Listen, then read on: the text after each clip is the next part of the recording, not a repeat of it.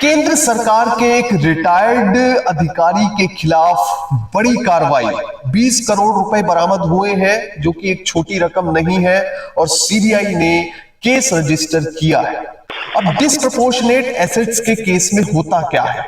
Disproportionate assets के case में पहले तो जांच एजेंसी ही तय कर लेती है कि ये मामला सच में कोर्ट में जाने लायक है भी या नहीं है। अगर मामले में जांच नहीं होती है तो जांच एजेंसी भी कार्रवाई नहीं करती है। जांच एजेंसी आगे तभी बढ़ेगी जब उस मामले में कोई जांच होगी। जांच एजेंसी का तरीका क्या होता है ऐसे मामलों में? भ्रष्टाचार निरोधक कानून जहां अप्लाई होता है, या फिर डिस्प्रपोर्शनेट एसेट्स केस, जिसे कि आय से अधिक संपत्ति का मामला कहते हैं, वो भी इससे जुड़ा हुआ ही है।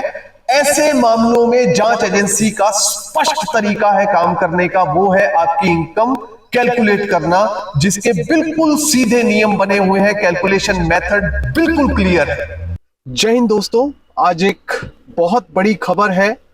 सीबीआई ने एक सीनियर अधिकारी को अरेस्ट किया है। नाम है राजेंद्र गुप्ता, जो कि सीएमडी रहे हैं वेबकॉस के, जो कि केंद्र सरकार के जल शक्ति मंत्रालय के अधीन एक विभाग है। वो वहां से रिटायर्ड हो चुके थे और रिटायर हुए साल 2019 में। तकरीबन 4-4.5 साल हो चुके थे। उसके बाद सीबीआई ने बड़ी कार्रवाई की और उनके 19 ठिकानों पर छापेमारी की और सीबीआई को 20 करोड़ रुपया कैश बरामद हुआ। अब ये 20 करोड़ रुपया कैश जो बरामद हुआ, अखबार में खबर आई, टीवी चैनल पर खबर आई, तो ये आखिर सब कुछ जांच एजेंसी करती कैसे है? क्या सीबीआई को अचानक से कोई जानकारी मिलती है और वो सीधे ऐसे किसी के घर में चली जाती है और रेड मारती है? और जवाब है इसका नहीं। सीबीआई पुख्ता जानकारी के बाद, उसको क्रॉस वेरीफाई करने के बाद ही, या कोई भी केंद्रीय एजेंसी, जांच एजेंसी, इवन स्टेट पुलिस भी अगर कोई मामले में इस तरह की रेड करेगी, विजिलेंस करेगी, तो उसको पहले जरूरत होती है क्रॉस वेरीफाई करने की, कि स्पेशली रेड कंडक्ट करनी है तो ऐसे मैटर में जो है जानकारी पुख्ता होनी चाहिए। तो एक पूरा लिंक एस्टेब्लिश किया जाता है कि आखिर क्या मामला है, शिकायत कहां से मिली है, इनपुट क्या है, उसके बाद किस तरह से इस केस को कोर्ट में प्रेजेंट किया जाएगा ताकि जो एक्यूज्ड है उसको कन्विक्ट करवाया जा सके, उसको सजा दिलवाई जा सके। ये सारा कॉन्सेप्ट आज हम इसके बारे में बात करेंगे। बेसिकली हुआ क्या है? राजेंद्र गुप्ता, जो कि सीएमडी रहे 2011 से लेकर 2019 तक, तकरीबन 8 साल का समय था। इस समय के दौरान वो वेबकॉस के सीएमडी रहे, जिसको WAPCOS वेबकॉस कहते हैं।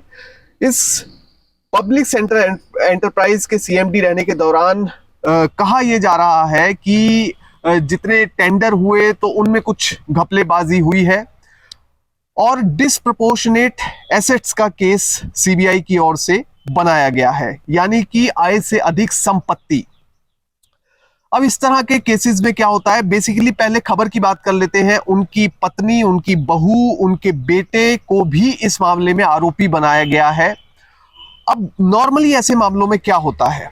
देखिए, किसी भी जांच एजेंसी के पास एक सीधा सा फंडा है डिस्प्रपोर्शनेट एसेट्स को कैलकुलेट करने का, कि वो आपकी जो आपने इनकम टैक्स रिटर्न भरी है पिछले 8 साल की या आपकी नौकरी के दौरान की इनकम टैक्स रिटर्न निकाल लेगी।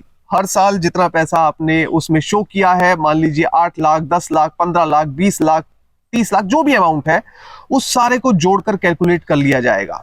उसमें से आपके घर के खर्चे निकाल दिए जाएंगे और उसके बाद जो सेविंग में बचेगा या जो राशि बचेगी उसको इन्वेस्टमेंट इस तरह की मान लिया जाएगा। और अगर वो पैसा, अगर वो एसेट्स जो है ज्यादा होती हैं आपकी इनकम से, तो उसे डिस्प्रपोर्शनेट एसेट्स कहा जाता है। सबसे पहली बात यह है कि कानून में एसेट्स को रखना कोई अपराध नहीं है। Possessing assets are not illegal. You can have assets. आपके एसेट्स हो सकते हैं, आपकी प्रॉपर्टी हो सकती है, 10 लाख की हो सकती है, 10 करोड़ की हो सकती है, 10 अरब की हो सकती है, मगर ये सब कुछ आपको सरकार की जानकारी में रखना है।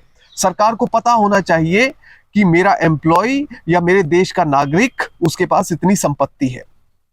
अब दरअसल हुआ क्या है, इस मामले में जो 20 करोड़ रुपया कैश बरामद हुआ है, 19 ठिकानों पर छापेमारी हुई है और 20 करोड़ रुपया कैश बरामद हुआ है। तो सीधे तौर पर जो कानून है वो इतनी बड़ी मात्रा में कैश घर पर रखने की पहली बात इजाजत ही नहीं देता, चाहे वो लीगल भी हो। और जो इलीगल है कैश, वो पहले ही इस बारे में जो है जांच एजेंसियां पूरी तरह से सब्सटेंशियल एविडेंस, सब्सटेंशियल इनपुट के आधार पर ही इस तरह की रेड करती हैं, उसके बाद ही आगे बढ़ती हैं। इन केसेस में क्या होता है, जब कोई कर्मचारी नौकरी में है तो प्रोसिक्यूशन सैंक्शन की जरूरत पड़ती है। उसी विभाग से पूछा जाता है कि आपके अधिकारी के खिलाफ इस तरह का मामला सामने आया है, इस तरह के बड़े सबूत हैं जो कि कोर्ट में पेश किए जा सकते हैं, तो इसलिए हमें प्रोसिक्यूशन सैंक्शन दी जाए। मगर जब नौकरी से रिटायर हो गए तो अब उसकी भी कोई जरूरत नहीं, सीधे जांच एजेंसी आपके पास पहुंच सकती है। हाँ जी बताइए कि आपने नौकरी की, आप रिटायर हो गए, कोई बात नहीं, अब आप ये बताइए कि आपके पास इतना पैसा कहां से आया। आमतौर पर कोई सरकारी कर्मचारी मुलाजिम ये समझते हैं कि रिटायर होने के बाद हम पूरी तरह से जांच एजेंसी के चंगुल से बच गए हैं। अब ये जो रेड है, ये इसके लिए एक एक्सेप्शनल केस है, या आप ये कह सकते हैं कि कोई भी अधिकारी मरते दम तक जांच एजेंसी के चंगुल से बाहर नहीं निकल सकता, वो हमेशा जांच के दायरे में रहेगा और अगर कुछ गलत पाया गया तो उसके खिलाफ कार्रवाई हो सकती है। तो ये रिटायर हो चुके थे 4.5 साल पहले, उसके बाद जरूर कोई इनपुट मिली होगी जिसके आधार पर जांच एजेंसी ने कार्रवाई की और 20 करोड़ रुपए बरामद किए, और भी जो मामला बनेगा वो एफआईआर में लिखा जाएगा। डिस्प्रोपोर्शनेट एसेट्स का मोटा मोटा ये केस है। अब ऐसे मैटर्स में आमतौर पर जांच एजेंसी कैसे एक्ट करती है, जैसे मैंने आपको पहले बताया कि एक सीधा फॉर्मूला है कैलकुलेट करने का कि आपकी इनकम टैक्स रिटर्न से उसको कैलकुलेट कर लिया जाएगा, उस पर एप्रिसिएशन भी चलिए लगा लिया जाएगा कि इतना एप्रिसिएशन आपको प्रॉपर्टी पर मिल गया होगा, या ऐसे मिल गया होगा, वैसे मिल गया होगा। अब दरअसल कुछ लोग टैक्स को इवेड करने की कोशिश करते हैं, वो बिजनेसमैन होते हैं, मगर सरकारी नौकर के पास कोई तरीका नहीं होता, उसको अपनी सारी इनकम सरकार को दिखानी पड़ती है हर साल। बल्कि आप एक आप अपनी पर्सनल कार भी खरीदेंगे तो भी आपको सरकार को इन्फॉर्म करना है कि मैंने एक कार खरीदी है, इतने रुपए की खरीदी है, लोन से खरीदी है या फिर अपने पैसे से खरीदी है जोड़कर, तो आपको ये सब एक एक माइन्यूट जानकारी देनी होती है। ऐसे ही अगर आप कोई प्रॉपर्टी खरीदते हैं या कोई प्रॉपर्टी बेचते हैं तो उसकी जानकारी भी सरकार को आपको देनी पड़ती है। तो अपने अधिकारी या कर्मचारी के बारे में सरकार को हर इंफॉर्मेशन होती है, और जो अधिकारी या कर्मचारी ये इंफॉर्मेशन नहीं देते वो इस तरह की प्रॉब्लम्स में, समस्याओं में घिर जाते हैं। अब बेसिकली ऐसे मामले जो है, पहले तो इसमें एफआईआर अब होगी, इसके बाद मामला कोर्ट में जाएगा, चार्जशीट होगी, चार्जशीट में क्या क्या चार्जेस लगाए जाते हैं और क्या वो चार्जेस कोर्ट में प्रूव होते हैं, ये बड़ी बात होती है। क्योंकि आमतौर पर लोग ये समझ लेते हैं कि न्याय व्यवस्था में जो मामला जो अदालतों में चला जाता है वो लंबा खींचेगा, और लंबा खींचेगा तो ऐसे में बचने का चांस है, मगर ऐसा नहीं है। सच्चाई में अगर आप देखें तो ना तो सरकार, केंद्र सरकार बिल्कुल जीरो टॉलरेंस की नीति है कि अगर कोई आदमी 1 रुपया भी इधर से उधर करता है तो उसके लिए जीरो टॉलरेंस है। दूसरी तरफ अदालत ऐसे व्यक्ति को बिल्कुल नहीं छोड़ती है, और ज्यादा से ज्यादा कन्विक्शन रेट जो है वो ऐसे केसेस में होता है, क्योंकि एजेंसी के पास पुख्ता सबूत होते हैं साबित करने के लिए। इसलिए देर लग सकती है, 5 साल, 7 साल, 8 साल का समय लग सकता है, मगर कन्विक्शन रेट ऐसे केसेस में बहुत हाई होता है। वहीं कई चीजों में जब मामला अदालत में चला जाता है तो एक जूरिस्प्रूडेंस भी एक शब्द होता है कि अदालत के पास अपनी प्रूडेंस होती है जज करने की कि क्या ये मामला सही है या नहीं है, क्या ये व्यक्ति सच बोल रहा है, जो एक्यूज्ड है वो सच बोल रहा है या नहीं बोल रहा है। अब इसमें एक पूरा डायमेट्रिकली अपोजिट एक मामला कुछ ऐसा देखने को मिला था, डिस्प्रपोर्शनेट एसेट्स का केस था। उसमें अनंता रामुलु का केस था वर्सेस मध्य प्रदेश की सरकार एक तरफ थी, दूसरी तरफ अनंत रामुलु का मामला था। तो 2005 में सुप्रीम कोर्ट में ये जब मामला गया तो ये मामला था बेसिकली 2,63,000 रुपए का। सुप्रीम कोर्ट ने कहा कि अगर 2,63,000 जैसी रकम को लेकर डिस्प्रपोर्शनेट एसेट का केस एक सरकारी कर्मचारी पर बनाया जा रहा है तो सारे ही सरकारी कर्मचारी जेल में चले जाएंगे। तो उन्होंने अनंत रामुलु को इस मामले में जो है काफी राहत दी थी और इस तरह की स्टेटमेंट सुप्रीम कोर्ट ने इस मामले में दी थी। मगर आमतौर पर जो मामले सीबीआई रजिस्टर करती है, काफी जो है पहले ही रिसर्च ऐसे मामलों पर हो जाती है और काफी जो सबूत हैं जो कि कोर्ट में रखे जा सके, क्योंकि हर सबूत कोर्ट में नहीं रखा जा सकता। इवन आपकी ऑडियो है, कोई रिकॉर्डेड ऑडियो है, वो भी कोर्ट में तब एडमिसिबल है जब जज चाहे, अगर वो उसे ठीक समझे तो एडमिसिबल है। तो कुछ चीजें ऐसी हैं जो कि टेक्निकल टर्म्स हैं, आपको शायद इतना नहीं पता होगा, मगर फिर भी कोर्ट में हर चीज एडमिसिबल नहीं है। तो जो जांच एजेंसी होती है वो पहले ये चेक करती है कि कितना सब्सटेंशियल एविडेंस इस मामले में हमारे पास है कि हम कोर्ट में इस केस को प्रूव कर पाए कि ये मामला बिल्कुल सही है, इस मामले में कन्विक्शन करवा पाए। क्योंकि जो भी जांच एजेंसी होती है उनका एक टारगेट होता है। जैसे आप किसी भी विभाग में जाएंगे तो उस विभाग का एक टारगेट होगा। जैसे कोई कंपनी है, मान लीजिए ए कंपनी है या भारत सरकार की या स्टेट गवर्नमेंट की कोई कंपनी है, तो उस कंपनी में टारगेट होगा कि आपने ज्यादा से ज्यादा सेल्स करनी है, मार्केटिंग करनी है और ज्यादा से ज्यादा प्रॉफिट कंपनी को लाकर देना है।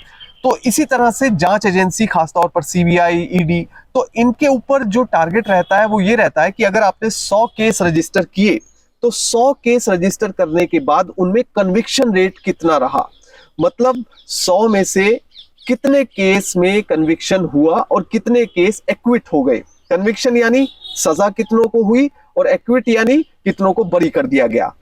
ज्यादा से ज्यादा इसमें जो है वो टारगेट रहता है कि 100 में से 100 केस ही जांच एजेंसी चाहती है कि रजिस्टर जो हुए हैं वो कन्विक्ट हो जाए, यानी जितने लोगों को चार्जशीट किया गया है वो सभी जेल जाएं। पर ऐसा होता नहीं है, 5 या 10%, 20% केसेस कई बार छूट जाते हैं। मगर सीबीआई के केस आमतौर पर माना जाता है काफी स्ट्रॉन्ग केसेस होते हैं, वेल रिसर्च्ड केसेस होते हैं, तो इसलिए कोर्ट में मजबूती से अपना मामला सीबीआई रखती है। तो कुल मिलाकर ये कुछ इस तरह का मामला है जो कि अपने आप में नया तो नहीं है, मगर आमतौर पर एक धारणा बनी हुई है कि जो आदमी सरकारी नौकरी से रिटायर हो जाता है वो जांच के चंगुल से बच जाता है। तो ये मामला एक बड़ा मामला है, बड़ा उदाहरण है कि कोई भी व्यक्ति नौकरी के बाद भी, रिटायर होने के बाद भी जांच के चंगुल से नहीं बच सकता, वो अपनी जिम्मेदारी से नहीं बच सकता। जब आप सरकार में नौकरी ज्वाइन करते हैं तो आप एक शपथ लेते हैं कि मैं सच्चाई से, ईमानदारी से सरकार के प्रति निष्ठावान रहूंगा और ईमानदारी से काम करूंगा। तो उस निष्ठा को आपको नौकरी तक, आखिरी दिन तक निभाना है। और अगर कोई उसमें गलत चीज निकलकर सामने आती है, आपकी रिटायरमेंट के बाद भी आती है, तो इस तरह की बड़ी कार्रवाई हो सकती है। सबसे बड़ी बात, एक तो बदनामी, ऊपर से जो आपने कमाया वो सब एक झटके में चला जाता है। अब कुछ लोग ये कहते हैं कि ऐसे मामलों में कार्रवाई होती है, होती रहे, क्या फर्क पड़ता है। दरअसल अब कानून बहुत सख्त हो गए हैं। अब जांच एजेंसी, अगर प्रॉपर्टी है उस व्यक्ति की ज्यादा जो कि गलत तरीके से बनाई गई है और ये प्रूव हो जाता है कोर्ट में, तो उस प्रॉपर्टी को इन द मीन टाइम, कुछ समय के लिए जब केस चल रहा होता है, उसे अटैच कर लिया जाता है। उसे अटैच करने का मतलब वो व्यक्ति उस प्रॉपर्टी को ना तो किराए पर चढ़ा पाएगा, ना ही बेच पाएगा और ना ही उसका स्वामित्व उस व्यक्ति के पास रहेगा, बल्कि वो जांच एजेंसी अपने पास उसको अटैच कर लेगी। जब उस केस का वर्डिक्ट आएगा, जब उस केस का नतीजा आएगा, उसमें जजमेंट आएगी, उसके बाद कोर्ट जो भी डायरेक्शन देगी उस डायरेक्शन को ऐसे मामलों में फॉलो किया जाता है। बाकी आगे और भी इस तरह के मामले लेकर आऊंगा और वो आपको इलेबोरेट करूंगा कुछ इसी तरह से। जय हिंद।